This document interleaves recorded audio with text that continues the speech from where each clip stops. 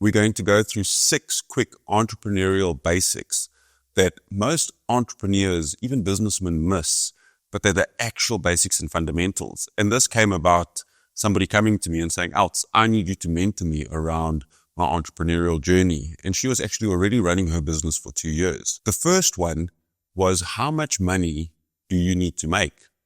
And she looked at me quite bewildered. And I said, well, how much money a month do you need to make in your business for it to sustain you? And she's like, I never thought of it. And that's point number 1, is if you're going into business and being an entrepreneur is starting your own business and taking risk, where being in a business, you're necessarily running somebody else's business and you're scaling that. So that's the difference between being a businessman and an entrepreneur, or a business lady and an entrepreneur. But a lot of people start their businesses, and which we call entrepreneurs, but they don't know how much money they need to make. They have an idea, a passion, a vision, a purpose to bring something to the world or solve a problem. But when we sat, I said, how much do you need to make? $5,000, $10,000, $15,000?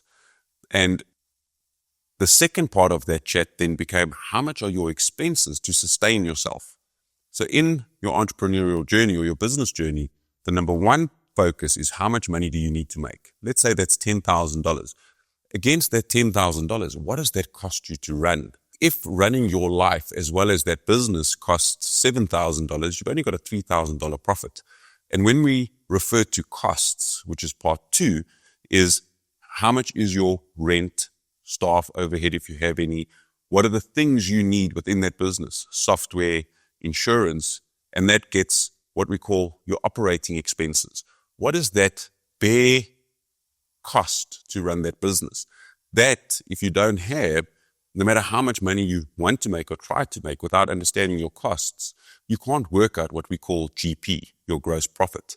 So every time you sell something out of, let's say, $100, $30 could be your gross profit, right? So your business produces a $30 gross profit. What is the cost per that $30 eaten up that leaves you with a net profit before tax?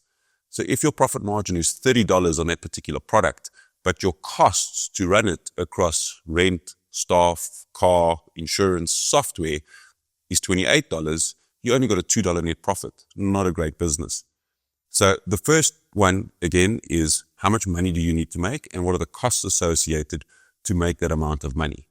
The third thing we sat and we discussed was, what products do you actually sell that make up that $10,000 to $20,000 profit that you want to make?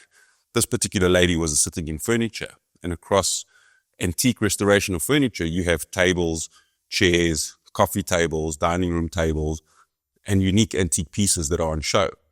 Those become product lines that you sell. Which particular one do you sell the most of, has the highest margin in, and how many times do you need to sell of each product to make a profit that particular month? Because most entrepreneurs, you run your business month by month, which you then stack into 12 months, which gives you an annual year of financials.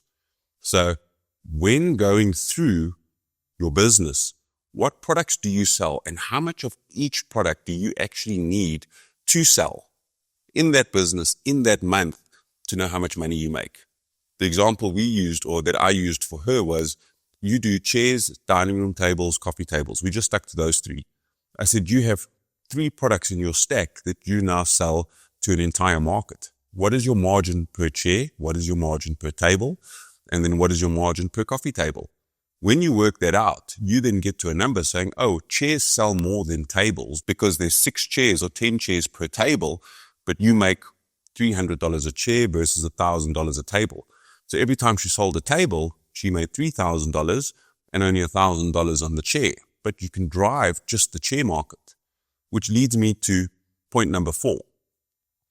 How do you then work out who do you sell to? So you've got this great business concept idea and you've started your entrepreneurial journey. You have to meet your customer where they are. In the Meta U course, we cover this quite deeply in the 5-step blueprint success, is you have to be where your customers are. There's no point starting your business and sitting all alone and hopefully everything just online works. A website's not going to make your business successful. You have to go out there and drive your business. So meeting your customers where they are, where they're shopping, where they're looking, becomes extremely important. And point number 5 is the fact that who's built an environment or a community that is already looking for those type of products. So I sat with her and I said, who has the community that is already looking to buy antique tables, chairs, furniture? I said, there are tons of retail stores that specialize in this. Place your products in that store, split the margin with them, and that's how you partner and grow your business and scale it. So in point 4 and 5, that's how you actually start driving revenue in your business and start achieving the number that you set out, which is point 1 of how much money do you need to make.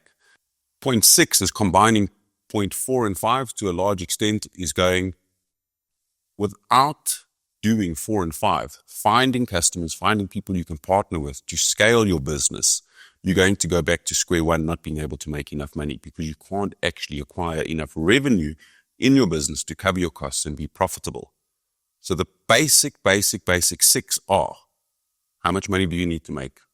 What does it cost you to run that level of business? What are the products and services that you offer? And let's call them each product or each line of business. How much money does each one make and which is the most profitable? Find where your customers are, go meet them where they're at, that they're able to purchase.